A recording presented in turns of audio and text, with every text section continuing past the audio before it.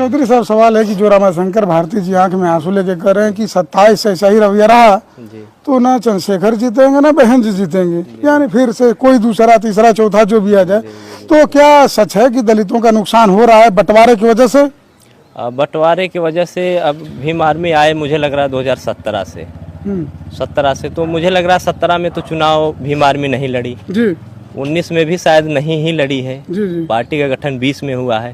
तो अगर 12 से 20 के बीच में अगर जनाधार बढ़ता और 20 में पार्टी के गठन के बाद अचानक पार्टी का जनाधार कम हो जाता तो मैं ताल ठोक के कहता कि भीम आर्मी जो है आई और एक वो खास विशेष वोट जो कोर वोट था उसको काट दी। जनाधार बढ़ रहा है, लेकिन ये बता रहे हैं कि वोट नहीं बदल रहा है, कन्वर्ट नहीं हो पा रहा है, लोग आ रहे हैं लेकिन वोट नहीं दे रहे हैं। मैं ये कह रहा हूँ, अच्छा वो वोट लेने में समय लगेगा, क्योंकि वोट देना एक विश्वास तो का नुकसान हो रहा है ना कि बहन जी का भी नुकसान है, रावण जी का भी नुकसान हो रहा है। रावण को कहाँ वोट दे रहे हैं भाई साहब, बता ही रहे हैं कि वोट नहीं दे रहे हैं लोग, बहन जी को वोट मिल रहा है।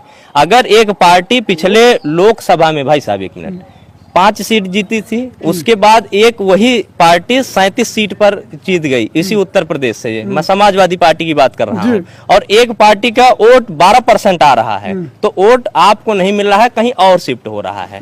आपको वहां से वोट रोकना है, ना कि इस भावुकपन से कि मैं आजीवन उनके साथ रहूंगा, या मैं ये बहन जी के ऊपर उंगली उठाना मतलब सूरज को दिया दिखाने जैसा ही मैं कह सकता हूँ। लेकिन वोट ना मिलने की कई वजहें हैं। अच्छा, ये मैं ये भी नहीं कह सकता, मैं अगर पढ़ लिख लिया हूँ ये कोई जरूरी नहीं, मैं अगर सांसद विधायक रहा हूँ तो मेरा अगर बेटा मैदान में आ जाए तो ये हक इनको नहीं है, न इनको है कि नहीं मेरे बेटे को जिताइए, या मैं ये नहीं कह सकता। चलो ठीक है, बात करते हैं तरौलिया विधानसभा आजमगढ़ से हैं, बहुत नारा लगा चंद्रशेखर जी, और ये जो आए हैं मिला से मऊ जिले के रहने वाले घोष मधुबन विधानसभा।